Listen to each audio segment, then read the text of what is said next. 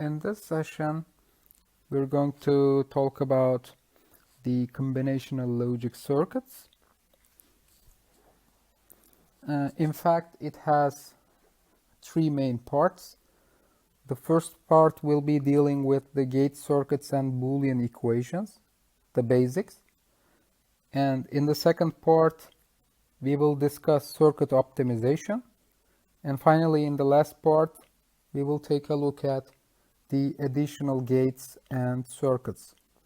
So today, or in this session, we will be dealing with this binary logic and gates, Boolean algebra, and the standard forms. The binary variables take on one of the two values, 0 and 1, namely, we have seen this in the previous session. And the logical operators can operate on binary values and binary variables. So basic logical operators are the logic functions that are namely and, or, and not operations right here. And the logic gates are used to implement these basic logic functions. And what is Boolean algebra? It is a useful mathematical system for specifying and transforming those logic functions. In fact, we study Boolean algebra as a foundation for designing and analyzing digital systems. That's the idea. I mean, this is the math that lying behind the gates circuits. And these are the different representations of binary variables, and we will use 1 and 0 most of the time. And you can use different variable identifiers, for example, these ones, A, B, capital letters, or small ones, whatever. And these type of variable identifiers are generally used for computer-aided design tools and such. We just introduced that there are three basic logical operations, and operation is denoted by a dot. Be careful, it is pretty similar to product in arithmetic. And OR operation is denoted by a plus. Okay, it's plus in arithmetic. And NOT is denoted by an overbar. Okay, let's put a variable here. Okay, x not, or x not, or you put a tilde before x. These are all denoting not operation. When we read these expressions, y equals a and b, the first one, and the other one is read as z equals x or y, and this one is called x equals a not, or not a. We should be careful that this is something different, which is in arithmetic, like 1 plus 1 is 2, okay? But what we do here is Boolean algebra. We read this, the same thing is read as 1 or 1 is 1. So that's the idea about the Boolean notation and how we read it. But sometimes I make mistakes by saying plus or times. For example, for AND operation, I sometimes accidentally say times, A times B or something. Please consider that I'm trying to say a AND operation here, or sometimes by mistake I say A plus B or something like this, but I mean A or B in this sense, just to remind you. The operations are defined on the values of 0 and 1, all the combinations for these two input logical operations for AND. These are all the combinations. It only takes one value where both inputs are 1. That's it. Otherwise, it's all zeros. And for our operation, this is the, let's say, exception where OR output is always 1, except one condition where your both inputs are 0. Then it will give you 0 output. And NOT operation is pretty straightforward. It just takes the inverse of what you give as input. So the truth table is the tabular listing of the values of a function for all possible combinations on its arguments. Like it's the same thing. In fact, you put all these combinations and the values here in a table. I mean, we just have this, in fact, here. That's it, the same thing. But when you organize this as a table, just putting some lines around it like a table, then it becomes a truth table where you put all the combinations. In fact, it is the same thing. And you can also use the switching algebra or switches analogy or similarity here while representing those Boolean functions. Like just imagine that logic 1 corresponds to the switch is closed here, and logic 0 corresponds to the switch is open here. And in the end, the logic 1 will make this light bulb shine, and 0 means that the light is off. And NOT switch is just the vice versa. It corresponds to 1 being open and 0 being switch is closed. That's it. So when we look at an example using switches here, the light is on for the condition of what? Okay, we're trying to draw a path to this light here where all the lines are closed, right? So it will look like this directly. You need to have A, and you have two alternatives, either B and C not here. See, they should be closed. Or you can go the other way here, down here. You can, this is the alternative way here to, it can be D. And your, when you apply the distributive law, it looks like this. Equals A plus, not plus of course, or AD. This would be your result. So it's a useful model for relay circuits and for CMOS gate circuits. It's the foundation of current digital logic technology. In fact, we can say this.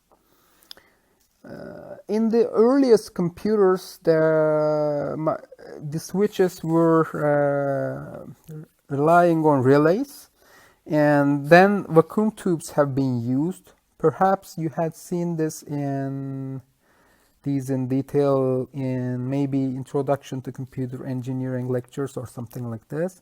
But today transistors are used as electronic switches that open and close the current path. That's the idea. Now let's take a look at the logic gates and how they're looked. This should be equal sign here between instead of 5. Okay, equal. And this is your AND gate symbol, okay, OR gate and NOT gate symbol here. When you put this in a circuit, when you realize this in real life or in laboratory or something like this, and this is the signal waveform behavior in time. Like you have all the combinations of X and Y here. What you have here is in fact the truth table. All the combinations here can be also seen in the signal waveform as well. Okay, but in actual physical gates, if one or more input changes causes the output to change, the output change does not occur instantaneously. We should keep this in mind. Okay, these ones are just ideal, let's say, conditions. Ideal, it's just a model. In real, the changes happen after a brief gate delay usually. Look at this one, okay? So suppose that your input is, what do we have here in fact, right? I think it's a buffer where your input is X and your output is X as well. Like suppose that you have a buffer here, it is 0 and it switches to 1 here at that moment, so you're expecting the output to change to 1 as well here, right? But no, in fact it has a gate delay which is, let's say, 0.3 nanoseconds, for example, in this example. Then it switches to 1 in the output after a gate delay. That's the idea about gate delays. We will see them in detail in most probably in chapter 5, I guess. And when we take a look at the logic diagrams and their expressions, here on the left side we see the truth table and the corresponding equation here to this truth table is this one, and this is the implementation of that Boolean equation in laboratory, for example, or in real life, or in your computer aided design tool. In fact, they all mean the same thing. The truth table, the equation, and the logic diagram are all the same thing. They are in fact telling us the same story, but only the truth table is unique. These can have many different implementations. Okay, that's right. You can analyze, or you can represent this truth table in by different Boolean equations. That's possible. And also, although you can also implement the same truth table, same system with different implementation technologies using different gates, different devices, whatever. So these can differ, but your truth table is unique. That's the idea. When we take a look at the Boolean algebra structure here, it is based on some axioms and identities. These are defined. Okay, we accept them without question. These are the axioms of Boolean algebra here, and we have some properties on these operations. What you see here, we accept them directly. Okay, like x or 0 is x, or x or 1 is directly 1, or x is okay. We accept all of them. If you want, pause this video, or just study from your own notes on your textbook. You should keep in mind that all of these always hold. And these are some special properties, commutative, associative, and distributive properties in this sense. These are duals of each other. We will take a look at what dual is in a few moments. Usually, if the meaning is unambiguous, we leave out the symbol and symbol here. Like instead of writing this one, like A and B, we usually write this in simpler form as AB. Okay, I do this as well. Just like I do in product in arithmetics, I make a simplification like this as well. But we mean that it is an AND operation between them. We usually omit this. And the identities above are organized into pairs, like 1 to 4 are called existence of 0 and 1 here. These are about existence of 0 and 1. And what else? It tells you like 7 and 8 is existence of complement. Okay, it's just some names. Names are not that important, but we need to keep in mind that they are useful for us for simplifying our Boolean equations or proving some theorems. And the dual of an algebraic expression is obtained by interchanging, be careful, the OR and product operations. Okay, if it is an OR operation, it will become a product operation, and if it is a product operation, it will become a an OR operation, that's it, and interchanging the zeros and ones, that's it. So if you see a 0, it will become 1, and if you see a 1, it will become 0. So, and all the identities appear in dual pairs. When there is only one identity in a row, then that identity is self-dual. So it is the same with the original expression. Now let's take a look at our table again here. Do you see any self-dual identities here? Right, this one. See, not surprisingly, this one is self-dual, right? And the other ones are all dual of each other. You see, this is the concept of duality. Okay, if this one holds as well. If you prove that, for example, for DeMorgan, if you prove that this one holds, the other one holds by the duality property. And unless it happens to be self-dual, the dual of an expression does not equal to the expression itself. For example, this one, let's take a look at this. Just interchange the these symbols here. That's it. What we do here, you see, it becomes, say, different. This one becomes this one, and this one becomes this one, and this one becomes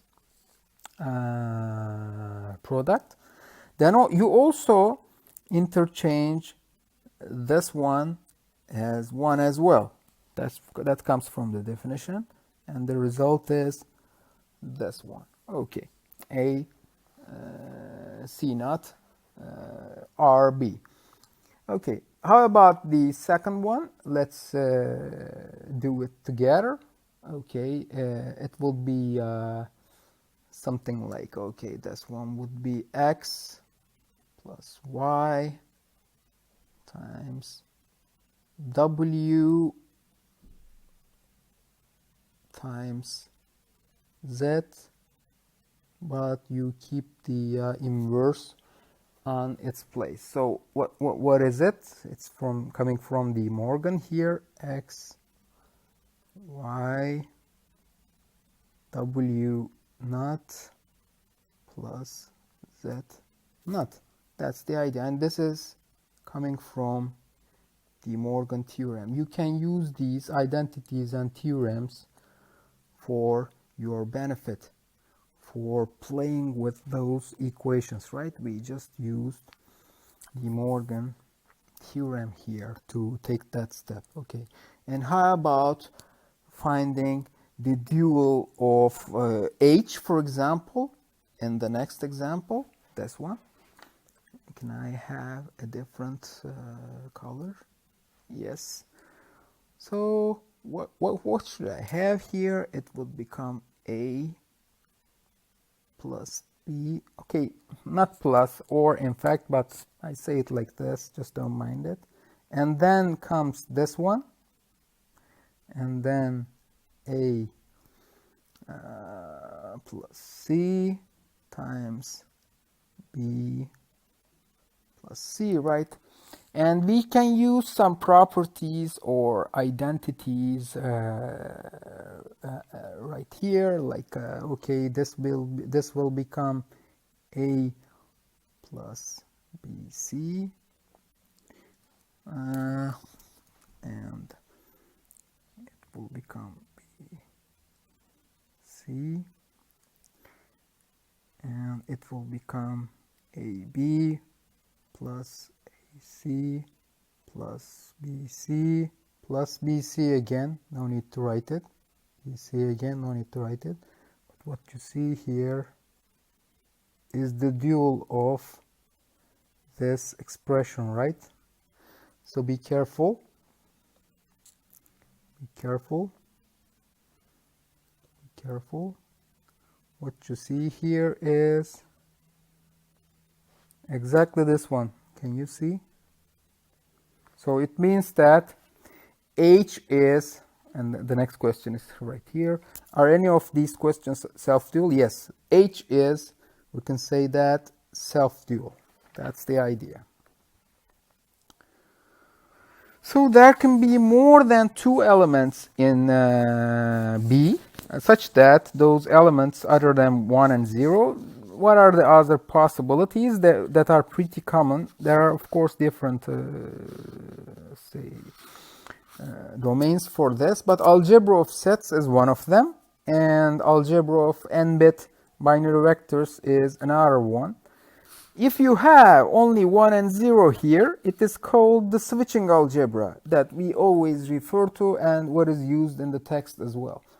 And if you remember from algebra of sets, we have here union, intersection. You remember union corresponds to the OR operation, and intersection operation in the sets correspond to AND operation, for example, and complement is, again, complement of a set is corresponding to NOT operation, for example.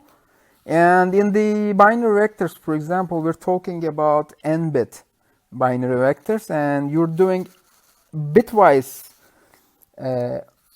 operations here, bitwise OR and bitwise AND operations on all of the vector of bits instead of a single element. That's it. That's the difference. In fact, they are pretty similar to each other. And the order of evaluation in a Boolean expression is you first get done with the parentheses. You first operate the parentheses. It has priority, top priority, and then the NOT operation, and then AND operation is has priority, and finally the last one is OR operation. So as a consequence, you see that parentheses often appear around OR expressions. For example, what you see here is normally you would make this operation, but no, since parentheses is putting priority here, you just make these operations more important than AND operation. That's it. So that's the idea. And let's take a look at the algebraic proofs. Here you see is the absorption theorem. We just keep this slide or get it printed, or just put your textbook aside you and keep this in mind. You will refer to always these identities and theorems or properties for making Boolean proofs. That's the idea. This is your absorption theorem and you're trying to prove this. So it means that you start with the left hand side and see whether you can reach A by using all of these identities. This is done by justification. Okay, so I go from here to here by using this property, right? Okay, then I write this like this. It's possible because it's A again. Then I take them in common parentheses with A, like 1 plus B. This is coming from the distributive law. This helps me do that. Then this one corresponds to 1. I know this from this property, and I can write it like this. And then finally, this one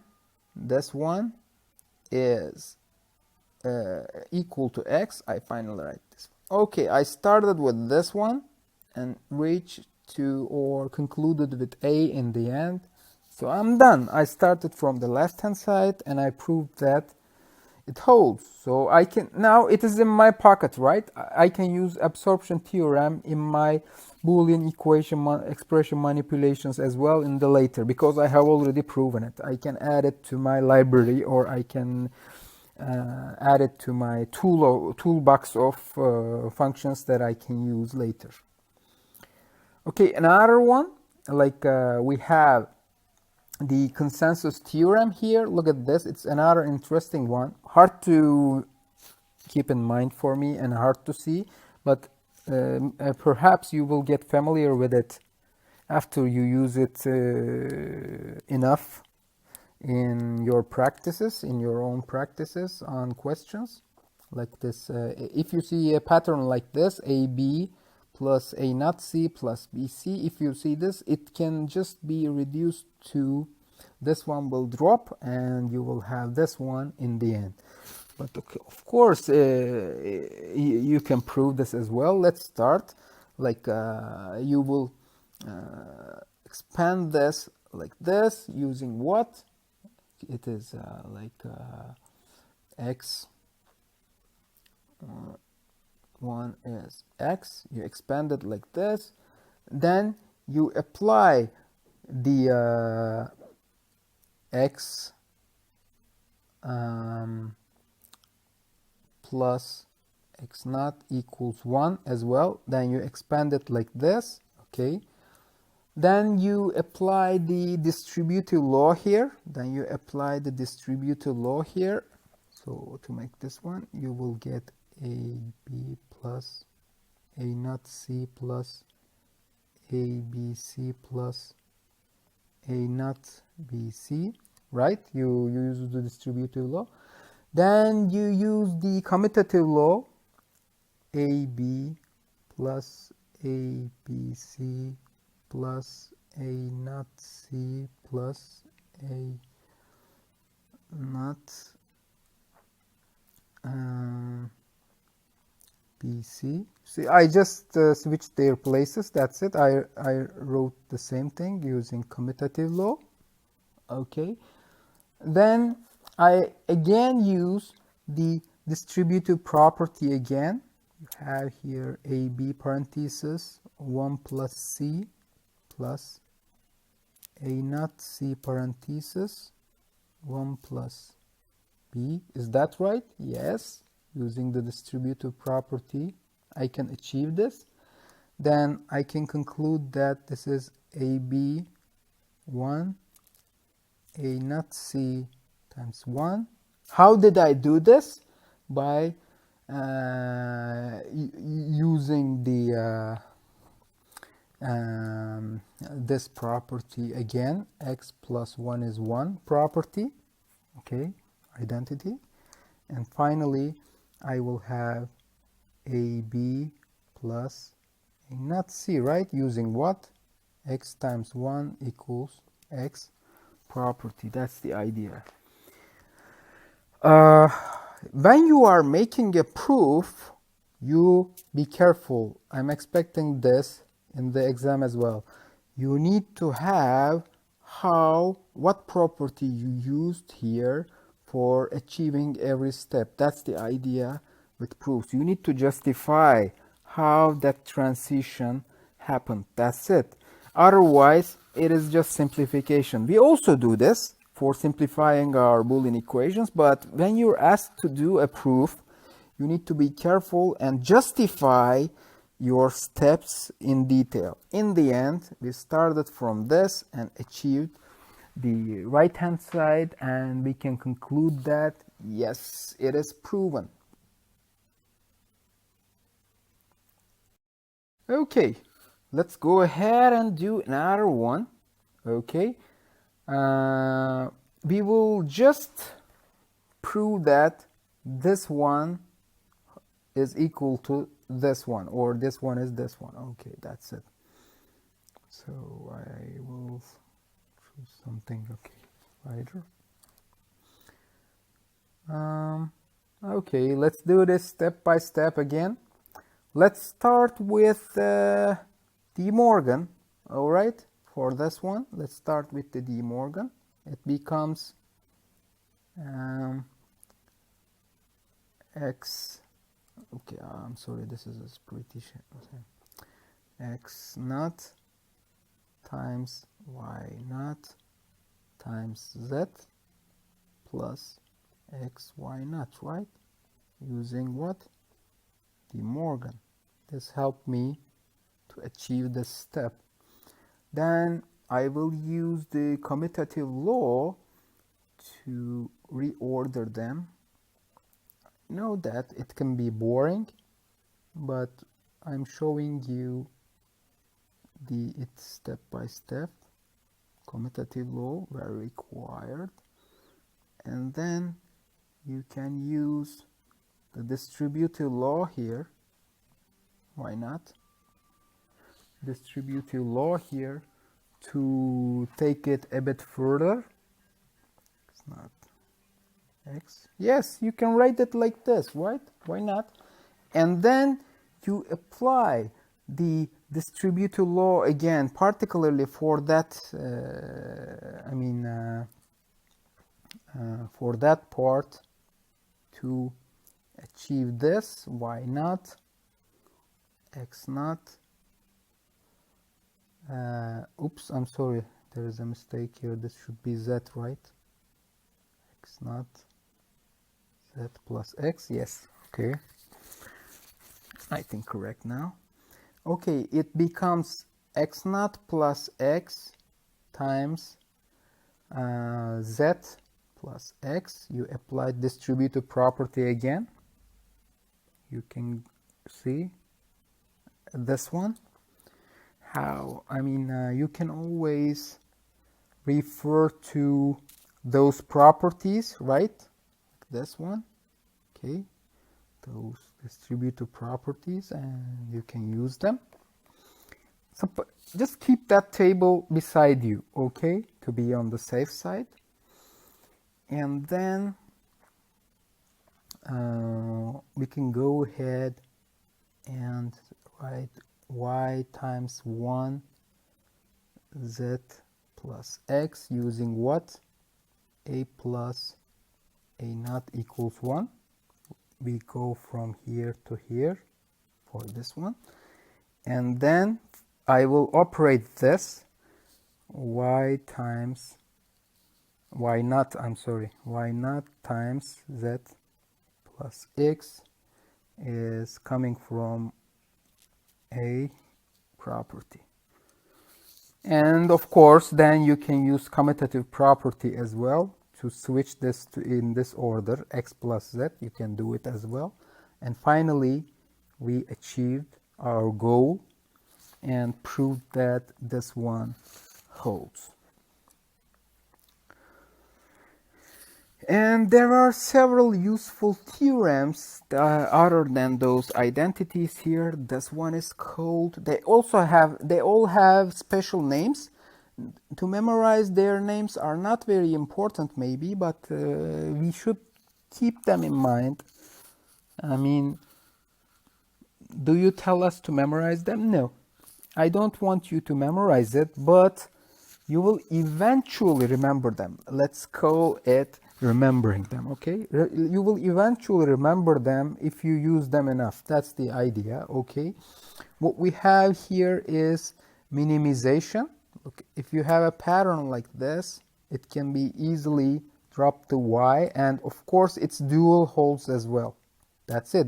What you see on the right hand side are the duals of all those theorems, right? Like from this one is dual, this one is dual, this one is dual, this one is not this one. We don't have any dual here.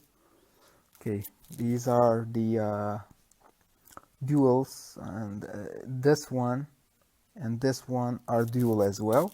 Okay, and these are both duals. Okay, that's the idea with all those theorems. This one is possible. This is called minimization, and this one is what we call absorption, and this one is called simplification. If you have a pattern like this, this one drops. And this is the consensus theorem that we proved a few moments ago, and this is your DeMorgan's law, DeMorgan's theorem. Now let's take a look at the proof of, for example, the simplification. How do you know it holds? Let's take a look at this. Okay, you start from the right hand side and try to prove only this one holds, okay? If you can prove that this one holds, there is no need to prove this one, because by the definitions of duality, this one will be eventually proven as well when you prove one of them. One of the duals is proven enough, okay? So I just start with the distributive property, x naught y. Okay, I started from the left hand side. Okay, I write it like this using the distributive property. Then you can conclude that this one is 1 using what? X naught plus x equals 1. And then you can conclude that this one can be reduced to y using this identity. Okay, here the proof is done. Do I need to prove the right hand side? No, because I already proved the left hand side and it is enough. And now let's take a look at DeMorgan's proof. It's a little bit, let's say, not tricky, but it needs a different approach because you cannot use DeMorgan's law for proving DeMorgan's law, right? So it's not possible. But you approach this in a different way. Suppose that you're trying to prove this. If this one holds, the other one also holds as well. If you say that this one is something and its inverse is this, it means that if you add them up or if you OR them, the result should be 1, right? So that's the idea about DeMorgan. I mean, because there is an identity like this, like x plus x naught should be equal to 0. If I prove this, it means that DeMorgan also holds. That's the idea. So I expand this with the distributive law, x plus y plus x naught plus, times y plus x naught plus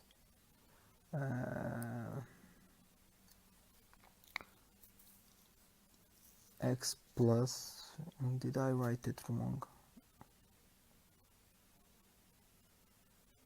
X plus y plus x naught and x naught x plus, okay, x plus y plus y naught. And using the commutative law, I rearrange them.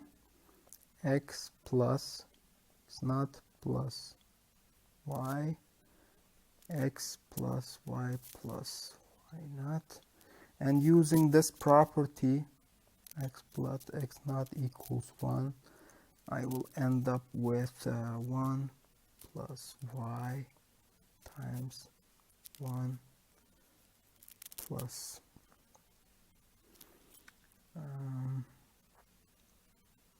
oops, I'm sorry, this one should be x, right? This one should be x. Sorry.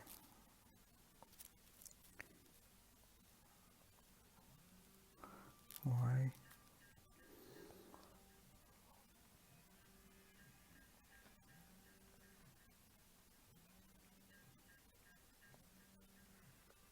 Yes. Okay, then this one would be x. Okay. And then it will eventually be 1 plus x equals 1. It will drop to 1 plus 1. And it would be 1 as well. So it means that we can show that this one equals to 1. So that when you prove this, choose the left hand side, the right hand side one, it means that you will done. So you also need to prove for the other one as well. Duality doesn't, is not counted here in this sense. So what you do here is this time you need to prove the other part. It would be x plus y and it's not for this one, for the second one, is 0. It is coming from what? X times x naught equals 0. So it should hold. So you're trying to prove this. For this purpose, you write it like this: x naught, using the distributive property, y x naught, y naught, okay, using the distributive law, and then x times x naught plus you have here y times y naught x naught, using the commutative law, and then you can conclude that x naught times x equals 0 here, to x times 0 plus y times 0. I know that it is boring, but you need to do this step by step. That's the idea. Then using this property, x times 0 equals 0, we can conclude that this one is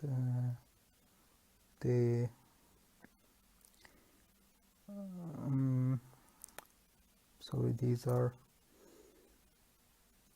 y naught and x naught.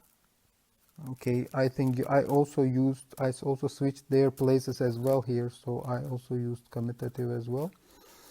And then we will conclude that this is 0 plus 0, right, for this properties. And finally, we can say that it is 0. So that's what we are trying to prove as well.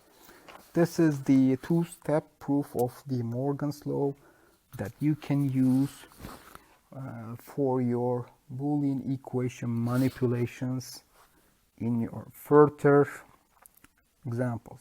Now, when you take a look at this Boolean function evaluation here, you just do all the combinations here. You can do it on your own as well. It has been already filled for the F1 and F2 outputs here, and you're being asked to fill them for F3 as well. What you see here is, you see this particular moment where you have all zeros here will give you 1.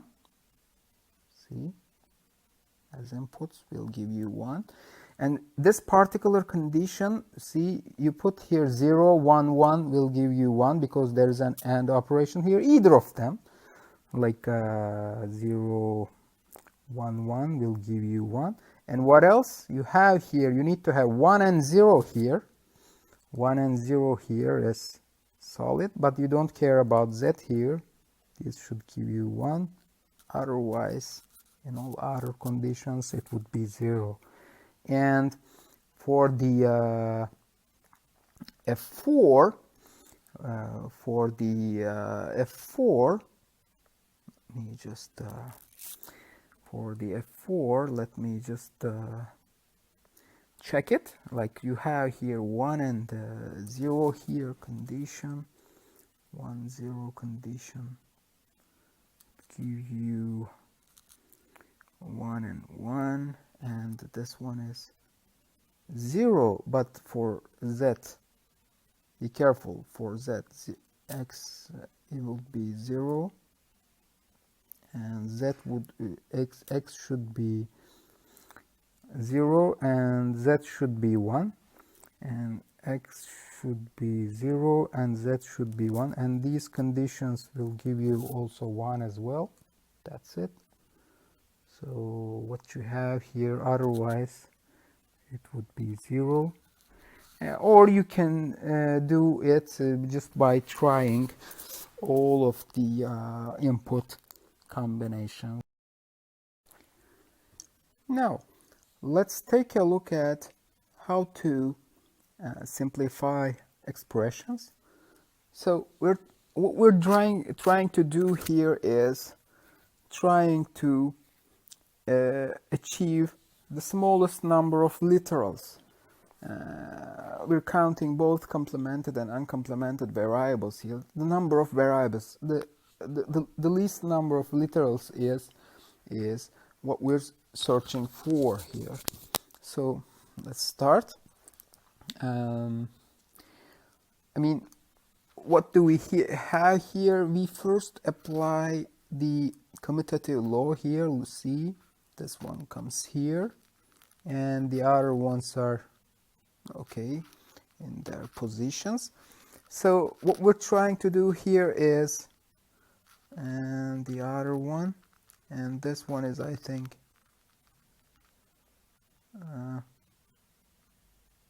placed, no, undo. I think this one is in this position. Okay, everyone is in their position other than this one.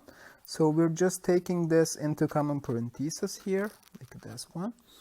Using the distributive property, and for this one as well, see, this one, and this one leaves intact.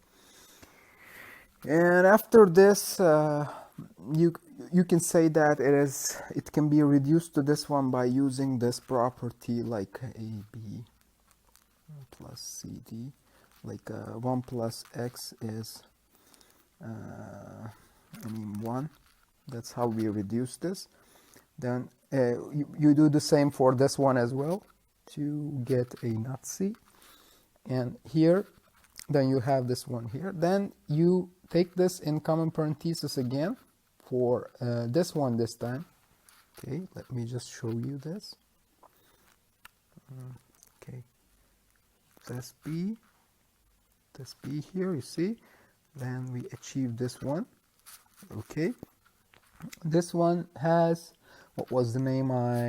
As far as I remember, it was simplification, right? So you can write this as A plus D later, and you will have this one reduced to 5 literals. As you see, since this is simplification, not proof, I do not have to write all the justification steps here to, okay, I get from here to here using commutative law, then distributive law, then, okay, existence of one or something. No need for this, okay? I just make the simplification step by step, but no need to justify any step. I'm using the properties directly. This is called simplification. I do this in a mechanical manner. So for complementing functions, we rely on DeMorgan's theorem. What we do here is interchanging the AND and OR operators with each other, and also complementing each constant value and literal as well. So suppose that our function is this one, f, this one, and I need to complement all of these variables here, like, okay, x, y0, z added together, and here you will have x0 plus y plus z, and they will be multiplied. Of course, when I say multiplication, I mean AND operation here, and no need to put it here. So the result is this one. That's how we do it, right? Okay. Then let's take complement of G here. Oh, we cannot do it here. We need some space. So let me take a look at my notes here, and I create a fresh one. So what was our G function? Was something like this: A0 plus BC D0 plus E, and we're being asked to find what G0 is. So we need to do this step by step and carefully. Like let me just use another color here. I'm trying to get the complement of this one, right? So let me just emphasize this. Okay, complement of this G, that's what I'm trying to do here. So it means that I will just go step by step. Please do it carefully, don't rush. If you rush, you can make some mistakes. Not. Okay, I only focused on this one now, okay, and then plus d, getting the inverse of it, right? Okay, d, look, be careful, times e naught. Okay, I think this is very ugly. What kind of, this is okay. Okay, e. This was my first step. Now I go in detail here like this. Okay, a times b, b c naught, b c naught plus d. I'm trying to get rid of that here. You see how we got from here to here. This is what we did. And then a times b naught plus c naught plus d times naught is my answer. See, so this is your G naught, step by step. Okay, you can I mean, if you apply distributive law, you can go ahead and write it in a different way, but that's okay. That's what we're trying to do anyway. Okay, now let's proceed with the canonical forms, and we will cover here minterms and maxterms concept and the index numbers for representation of minterms and maxterms. Then we will define the sum of minterm representations and product of maxterm representation, SOM and POM representations, and the representation of complements of functions, which are very useful, then the convergence between those representations in this part. It is useful to specify Boolean functions in a form that allows comparison for equality and which also has a correspondence with the truth tables as well. The most common ones are sum of minterms and product of maxterms forms. That's it. And what are the minterms? The minterms are the end terms where every variable present in either true or complemented form. Here we have, for example, if you have two variables, then you will have 2 to the power n minterms for 2 to the power 2 4 variables, 4 minterms for 2 variables. That's the idea, that if you had 3 variables, for example, you will have 2 to the power 3. It means 8 minterms in this sense. So here you will have all the combinations here. That's the idea for the minterms. And for the maxterms, be careful. For the minterms, there will be, the operator between those variables is AND operator, and for the maxterms, the operator between them are the OR operator here. That's the difference. And if we have OR operator between those variables here, we will call them maxterms for all the combinations. And if we have AND operator here between the variables for the minterms, they are called minterms. Okay. Now here you see both of them shown on a table here where you have your index as well. Be careful if you write this index in binary form. It would be, I think, much more interesting. For this one, you're trying to achieve the result of 1 all the time by ANDing those variables. This is how I put my indexes here. Always give you 1, right? That's the idea. And this maxterm index should always give you 0 or false in the same sense. That's the difference between them. And the standard order is, I mean, your variables are in the given or the same order with each other. That's it. For example, for maxterms, here you have these ones are max terms in standard order. But how about these? These are not in standard order, you see, because A, B, C was your input order, and they should be in this order as well in order to be in standard order.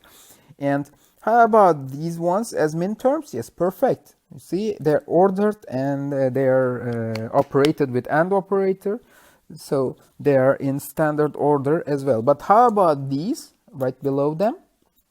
These ones, you see, they do not contain, okay, this one is in, let's say, maybe in Maxterm form, but missing variable here. Also in Minterm form, missing variable here. Where is A, for example, and missing variable here, again, for the Maxterm form. And they are not in standard order as well. They are either in different alphabetical order or missing some variables here. Both are not in standard order, okay? They should be perfect here, like the example. We have, I think, already introduced this. For the index, for the minterms, 1 means the variable is not complemented, and 0 means you take the complement of the variable in order to achieve the result of 1 here. For max terms, 0 means the variable is not complemented, and 1 means the variable is complemented to achieve 0 on the OR operations. That's the idea. So we have seen this here as well, you remember? Here, okay? The same thing that we have here. So it means that if you have some complement operator here, it means that they're complemented, okay.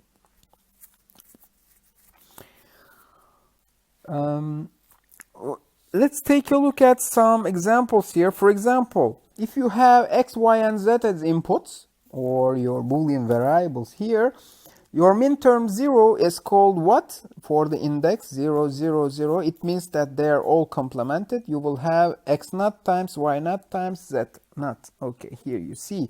But the same thing for max term, the same index will be what? X not complemented, y and z to achieve 0 in the end. So that's why. So it would be like this. How about minterm? It's pretty straightforward, right? And how about minterm 6 here? Put it in binary form. And since it is asked as minterm, just take them as directly x, y, z naught. Okay, complement this one, right? And how about max term 6? Now, it means that if I see I'm trying to achieve 0 here as a result, and what I see here should be complemented for this purpose, x not plus, not plus or but, okay, I told you to get used to my way of speaking. Okay, this one is your max term 6. That's the idea. So let's take a look at some examples for 4 variables and put their missing minterms, and you see this small m corresponds to minterms, and your capital M corresponds to max terms, and this is the index number here.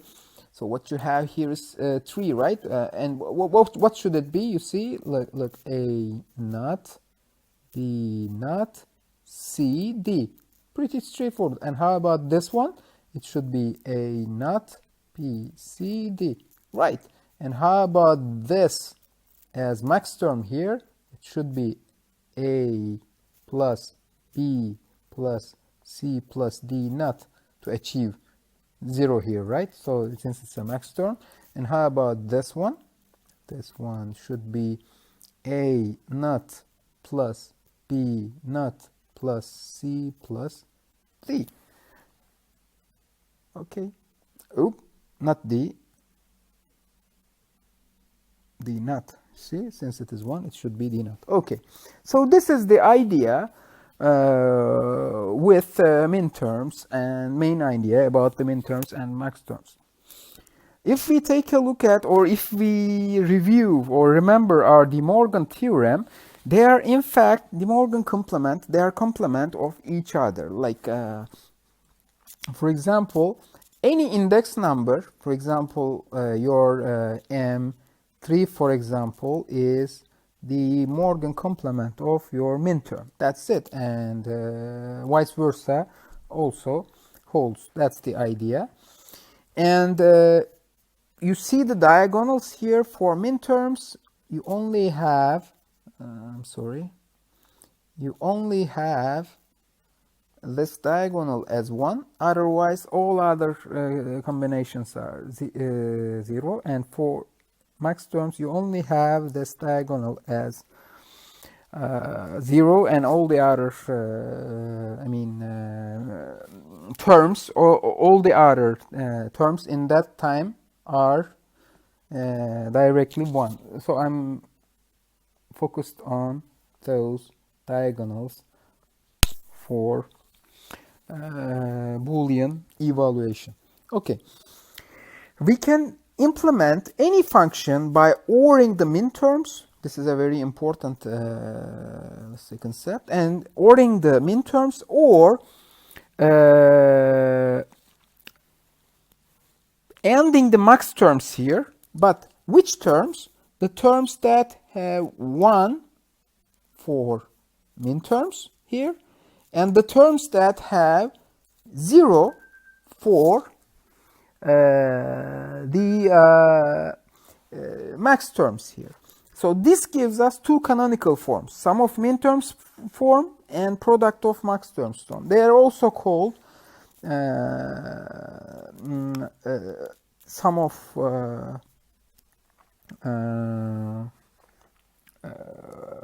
of products and product of sums. They have also another name like this, as far as I remember, sum of products. It is called SOP form, and this one is called product of sums, which is called POS form. Both same, okay? Both correspond to the same thing. And let's take a look at minterm function example here. We're trying to find, for example, this one, M1, M4, and M7, this function, or together. So I write the indexes directly. So it's 1, 0, 0, 1. This one what? 1, 0, 0. And this one what? 1, 1, 1, right? So this one is right here. See? X naught, Y naught, Z. Plus. So ORing the minterms, right? And this one is what? X, Y naught, Z naught, right here. And what is this one? X, Y, Z directly. You see, only these ones are 1, and they're ORed together to implement this function as minterms. So let's take a look at another one. Here, what you have, your index numbers here, 0, but be careful. You will have 5 variables here, right? So your indexes can be a bit longer. It should be 0, 0, 0, 1, 0 for this one. For this one, it should be 0, 1, 0, 0, 1. For 16, it should be what? 1, 0, 0, 0, 1, I guess. And for 23, it should be 16 plus 7, right? 0, 1, 1. Okay, this one should be your 23. So when you write this as minterms, you will end up with something like this. Okay, B, C, D, E plus A, B, C, D, E plus A, B, C, D, E plus A, B, C, D, E plus A, B, C, D, E. And which of them are complemented? You see, for this one, and for this one should be these should be complemented to achieve. And for this one, the ones in the middle. Oh, I have one more term here. No need for this term, right? But I have 4 terms anyway. So this one, I should have these ones, right, complemented. And finally, for this one, I need to have only this one complemented. That's it. So this is my minterm function example again. And when we take a look at the Maxterms here, again, it's pretty similar, right? Since we have here 3 variables like this, just focus on the indices here, 0, 0, 0, 0, 1, 0, 0, 1, 1, 1, 0, 1, and this is 1, 1, 0, right? So you put them right here, x plus y plus z, to get 0 this time, because since it's a Maxterm. So here you have this one, here you have this one, here you have this one, and here you have this one. That's it. And when you end all of these zeros here, okay, you will get your f. That's the idea. So let's just do a Maxterm function example here. We have only 4 variables here, which makes life easier for us. 0, 0, 1, 1, and this one is 8, 1, 0, 0, and this one is what? 11, 8 plus 3, right? And this one is what? 8 plus 6, 0, this one, okay? So when you try to write this in Maxterm form, I'm focusing on the OR terms, Maxterms being 0 in the end. So I will write them like this: A, B, C, D. Oops, not A, B, C, D, I'm sorry. A plus B plus C plus D first. Let me write them first. Plus B plus C plus D times A plus B plus C plus D times A plus B plus C plus D, right? And let's see which of them are inverted. Okay, for this one, these should be inverted, and for this one, this should be inverted, and for this one, all of these should be inverted, only B left. And for this one, what? All of these 3, see, should be inverted. And this is your Maxterm representation of this function. Okay, now the canonical sum of, any Boolean function can be expressed as a sum of minterms. Like you just if there are some missing terms here, you can just expand this using your Boolean algebraic manipulations that we discussed a few moments ago, right? Using the identities and the properties there. For example, let's take a look at a simple example here. We're trying to implement this as a sum of minterms form, right? You see that a variable is missing here. In this term, you see there is a missing variable here. Since it is not in standard form, we expand this like this with this one. Since it is 1, it will not make any difference, but helps us to identify this or represent this, I'm sorry, in this form, like this, see? And what are the indexes corresponding here? You see this one is what? See, and 3. One is M3, 1, 1, 1, 0 here, and this is your 2, and 0, 0 here, this is your M0. So in the end, you will have this as in sum of minterms form. This is not in standard form, but now this is in sum of minterms form. That's the idea. So now let's for example, try to represent this like this. You see, there are 2 variables missing here. Where is B? Where is C? They're both missing, and there is only A missing here, you see. And we carefully expand this like this. A, B plus B naught. Oops, I'm sorry. And C plus C naught here, plus A plus A naught times B naught C. See, we will expand this now. We will expand this now in this sense.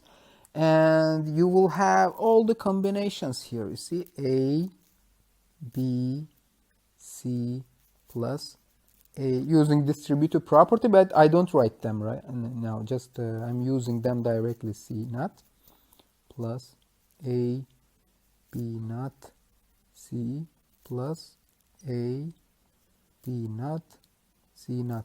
I'm done with this part. See, I'm done with this part. Okay, so then I move to this second part now. Okay, it is A, B naught, C plus A naught, B naught, C. And if you take a look at this, look, these two are the same, you see? So I get rid of this one. And in the end, I will have this one, this one, this one. This one is different, and this one is different. Okay, what are their indexes in sum of minterms form? It would be 1, 1, 1, 1, 1, 0, 1, 0, 1, 1, 0, 0, 0, 0, 1. And what is this? It is 7, 6, 5, 4, and 1. And it is in your F equals M. Be careful, small m, m4, m5, m6, plus m7. That's it. Now we have our not standard ordered function in standard form. That's the idea, sum of minterms form. So, okay, you can also denote this like this, sum, since it is sum, right? You see the symbol here, and minterms, okay, small m here. This can also be expressed like this. So it's a very nice, neat notation. The same thing goes pretty similar for Maxterms as well. You expand the missing variables here again. Here you see the z is, missing here. You first here z is missing, and here both y and z are missing here. But you just expand them using the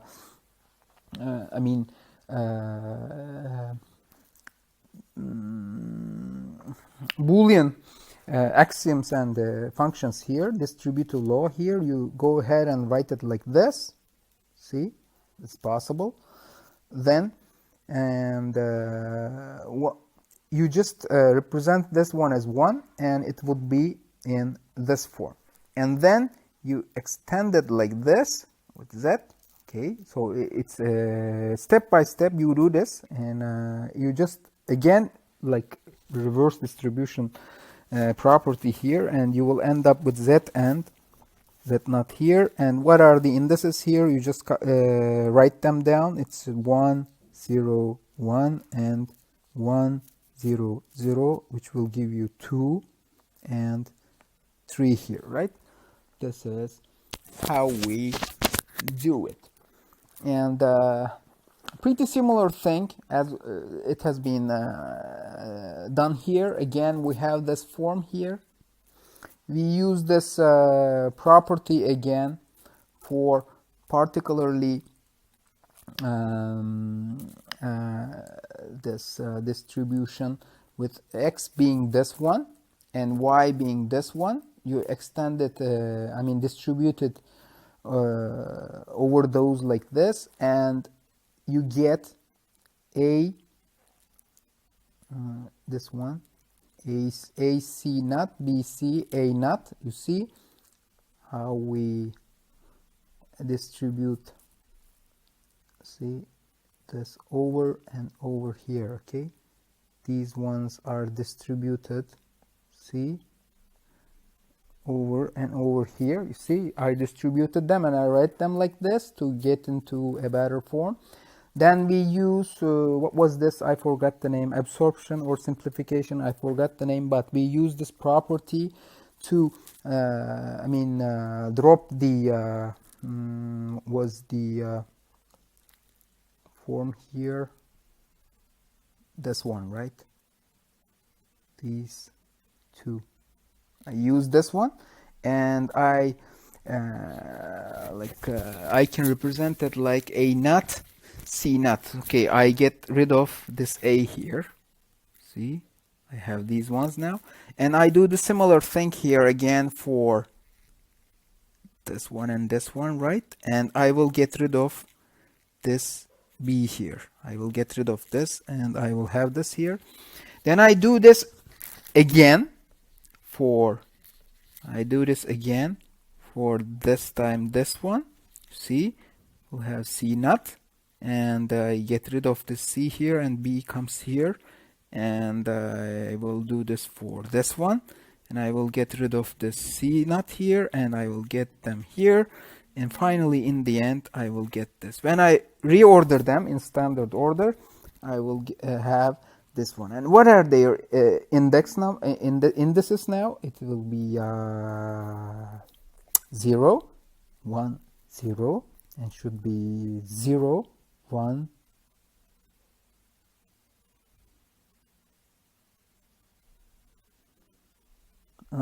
Sorry. Of course not 0, 1, 0 here. It's 1, 0, 1. Okay. This one and this one here, and this one is this one, and this one is this one.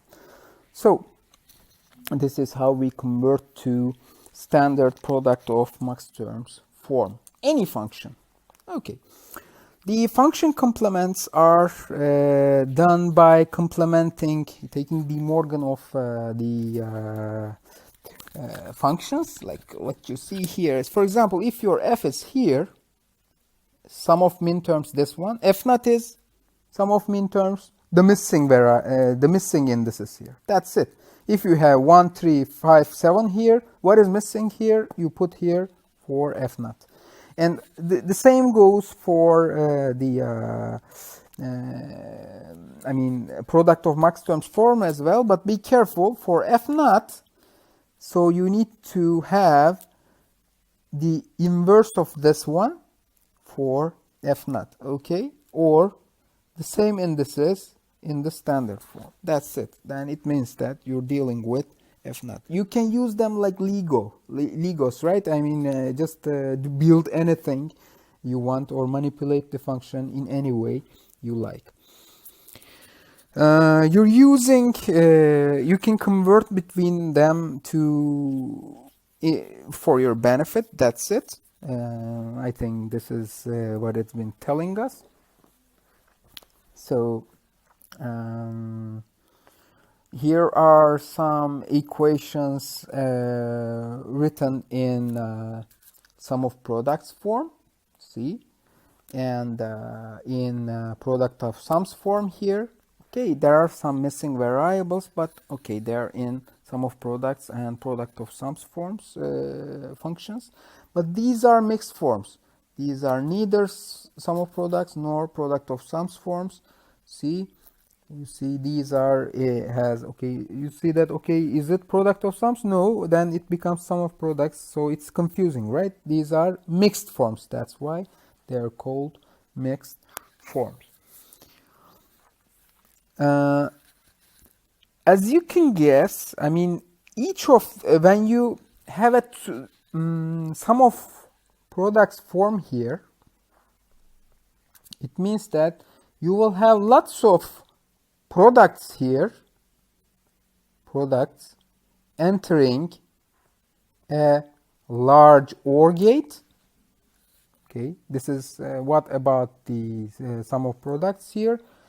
And again, if you have, for example, if we're talking about product of sums, for example, it means that you will have lots of OR gates entering into a huge AND gate, for example. That's the idea for implementation of these circuits.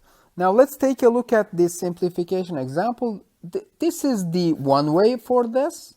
But in standard form, standard sum of products form, your circuit looks like this, right? So it means that you will have an AND gate, AND gate, AND gate, AND gate, and AND gate. they all enter to an OR gate here. Okay, this looks like this. But let's simplify this. Is it possible? Yes. Can there be a simpler representation here? Why not? Okay, then we will just focus on the A's here. Okay, I not B not C plus, let's take them in A parentheses. B not C not plus B not C plus B C not plus B C. Now we see something wonderful here. You see all combinations of B and C here. We can directly perk and understand that this looks like this, right? It's B plus B naught times C plus C naught, right? From the distributive property. So since this one would be 1, and since this one would be 1 as well, we will be left with what? F equals A plus A naught B naught C. Now, if you remember this, simplification, or I forgot the name of it. Where was it? I think this one, right? You remember this one? I will use this property to drop the X naught here. So I go back to here. Look how beautiful it is. See, I have this part and this part, and this is the A naught here. I will drop this, see, using that function, and your F is reduced to A plus B naught C, and this would be your simplest form. Look, it has only 3 literals rather than you have 15 literals here. And when you try to implement both of them, one of them has a circuit like this. Suppose that you're implementing this by hands-on experiment at laboratory, right? Putting some cables and putting your integrated circuit, whatever. You need this much of gates for implementation and this much of inputs. But the other solution is doing exactly the same thing with a rather simpler circuitry. Which one is better? Obviously, since we are engineers, and I think this should be much better than the left one. But for example, if we were dealing with arts or some, let's say we're doing art with this, maybe this could be more nice, but it's another discipline. Since we're dealing with engineering, what is more simpler, what is more cheaper is better for us as long as they implement the same function. That's the idea. So our examples show that both of the representations, sum of products and product of sums representations, can differ in complexity, and you can use Boolean algebra to reach to the simplest forms as well.